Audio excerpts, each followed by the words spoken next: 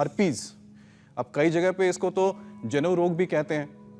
अब स्वामी जी कहने के लिए तो ये स्किन डिजीज है, कभी कभी चर्चा है जी, लेकिन इसकी जो वजह बताते हैं कि नसों की परेशानी शुरू हो जाती है हर्पीज से, और जिस अंग में लक्षण दिखते हैं उस अंग के जो फंक्शन है उस पर असर पड़ता है।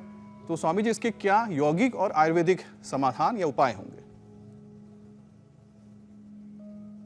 ये बहुत कम मौका मिला है आज इस हर्पीस को भी पूरा खदेड़ते, इसकी भी पूरी विदाई करते, इसका पूरा मोक्ष करना पड़ेगा। लेकिन ये जिसको होता उसको इतना कष्ट, इतनी पीड़ा देता रे, राम राम राम।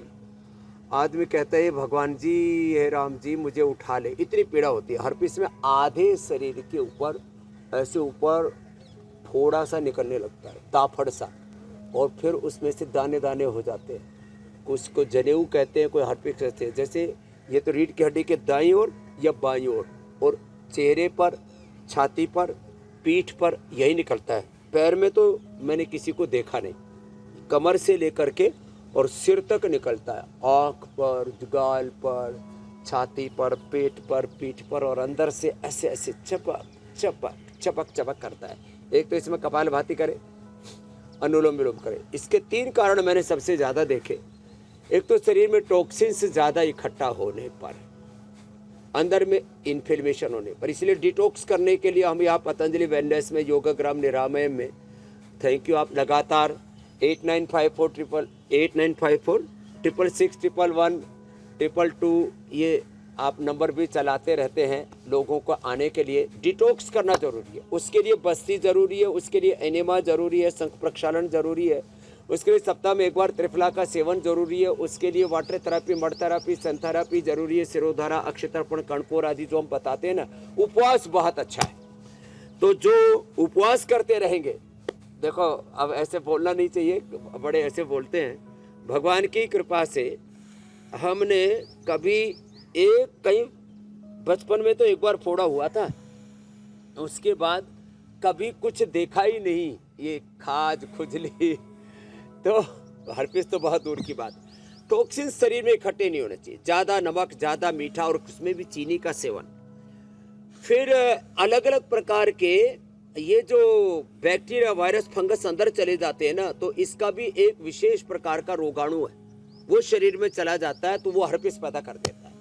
तो उसके लिए सप्ताह में 1 बार कम से कम गोधन अर्क ले ले, नीम की गोली खा लिया करें। कभी इस सप्ताह में 1 बार कायाकल्प, डर्माग्रिड, सोरोग्रिड आदि या मिलिनोग्रिड आदि ले ले, ये शरीर की शुद्धिकरण के लिए जरूरी है।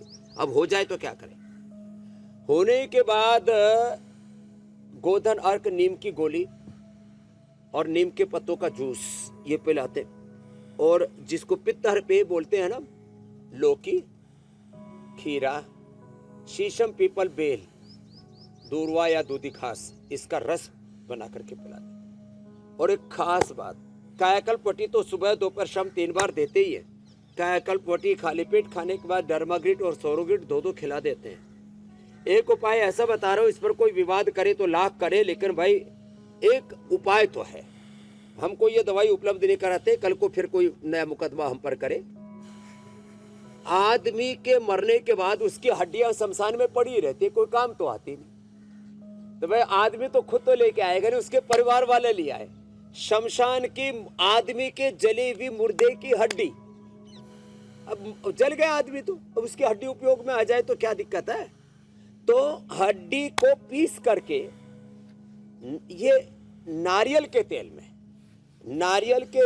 में मिला करके उसका पेस्ट लगा देते, 3 दिन के अंदर हर्पीस ठीक। ये बड़ी चीज है। हर्पीस के बारे में बहुत भ्रांतियां हैं लोगों को, और इसके लिए स्टेरॉइड तक लोग लेते हैं। ये जो मनुष्य की, मृत मनुष्य की जो हड्डियां हैं, उनका एकदम कपड़चन पाउडर करके और उसको फिर खरल में घोट करके पेस्ट करके लगा देते नारियल के तेल में। इससे बेस्ट कुछ भी नहीं है। उसमें नारियल के तेल के साथ उसमें थोड़े नीम के पत्ते भी मिला देते तो और जलन कम हो जाती है। 3, 5, 7 दिन में खत्म हो जाता है। नहीं तो मैं देखता हूँ लोगों को 3-3, 6-6 महीना, किसी को साल भर। एक ओम प्रकाश जी थे, मुझे याद है, स्वतंत्रता सेनानी, देहरादून के, बेचारे 10 साल जिए हर्पीस के बाद, 10 साल तक परेशान रहे। इसलिए मैंने ये जो उपाय ये कईयों पर किया है, मैंने बहुतों पर प्रयोग किया है। स्वामी जी, लोगों को हमने बताया, उन्होंने प्रयोग किया, ठीक हो गया। तो हर्पीस के बारे में ये बहुत ही जबरदस्त है। बाकी तो सामान्य कायाकल्प तेल हम लगाते हैं, कायाकल्प पट्टी खिलाते हैं। स्वामी जी, क्योंकि हम अलग अलग बीमारियों की बात कर रहे हैं, तो हार्पीस, डेंगू, चिकनगुनिया, मलेरिया की वजह से लोग सालों साल हड्डी दर्द से भी परेशान रहते हैं। तो ये बुखार हड्डियों को पेन ना दे पाए, उसके लिए हड्डियों को कैसे मजबूत किया जाए स्वामी जी, उसका उपाय बता दीजिए।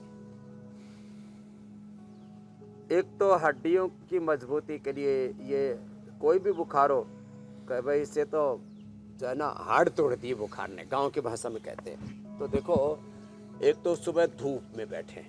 सुबह धूप में बैठने से जो हमारी एपिडर्मिस है, हमारी डर्मिस है, हमारी हाइपोडर्मिस है, सारी जो स्किन की पूरी लेयर है, पूरा कोलेजन है हमारी स्किन का, वो अच्छा हो जाता है और विटामिन डी का सिंथेसिस अच्छे से हो जाता है और उसका संश्लेषण अच्छे से होगा। ये और ये सूक्ष्म व्यायाम करें, विटामिन डी लाइकिन से, विटामिन B12 कोनहल से, और पूरा बी और बी कॉम्प्लेक्स पूरा ये मोरिंगा से। अब देखो, मोरिंगा थोड़ी मात्रा में लेना, ज़्यादा लेने पर एक माता प्रेम आई, मुझसे कहने लगी बाबा जी मैंने तो ज़्यादा ही पी लिया वो मोरिंगा और उससे तो मेरे को खुजली हो गई। अब बताओ, खुजली से ठीक होती है लेकिन ज़्यादा लेने पर ठीक नहीं है। तो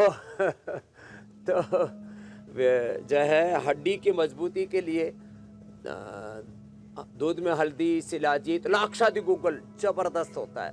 हड्डी की मजबूती के लिए योगराज, महायोगराज गुग्गुल, त्रिदशंग गुग्गुल, सिंहनाथ गुग्गुल, आमवातरी रस, और अब तो नए हमने पेडानिल गोल्ड ऑर्थोग्रिड। और सबसे अच्छा तो मैं कहता हूँ ना, हल्दी, मेथी, सौंठ, अश्वगंधा और मीठी सुरंजान। सुरंजान भी ज़्यादा मात्रा में नहीं सेवन करनी चाहिए। हाँ, नहीं तो सुरंजान ये यूनानी औषधियों में बहुत प्रयोग किया जाता है और उसकी ज़्यादा सेवन से कैंसर हो सकता है। 3-4 चीज़ें बता देता हूँ। विष चिकित्सा में चाहे विषय तेंदु का है, चाहे वत्सनाभ है, और जैसे ये मैंने बताया है मीठी सुरंजान है, ये ज़्यादा मात्रा में नहीं सेवन की जाती। 1-2 सप्ताह या अधिकतम 1-2 माह तक विशेष परिस्थिति में इनका सेवन किया जाता है। ये विष चिकित्सा की सावधानी हो गई। जो सनाए पत्ती है, सनाए पत्ती जो है ज़्यादा लेने से आंतें खराब हो जाती है, कोलाइटिस, IBS, संग्रहणी का रोग हो जाता है। ये खास कुछ चीज़ों पर ध्यान देने की जरूरत है। बाकी आयुर्वेद में ऐसी कोई चीज़ें नहीं हैं जो किसी भी प्रकार से नुकसान करती हो। हाँ, तो ये सूक्ष्म व्यायाम और प्राणायाम पूरा करें, दूध, दही, छाछ का सेवन करें। सबसे ज़्यादा कैल्शियम होता है मिलेट्स में, और उसमें भी चौलाई के अंदर, सिंघाड़े के अंदर सबसे ज़्यादा कैल्शियम होता है। और मोटे अनाज जितने भी हैं, बाजरा, रागी, मकई, गेहूं, चावल खाएगा वो जल्दी ऊपर जाएगा, इसलिए इनसे तो बचने की ज़रूरत है। बाकी हड्डियों को मजबूत बनाने के लिए दौड़ लगाएं, रोज प्राणायाम करें, ये बहुत ज़रूरी रहता है।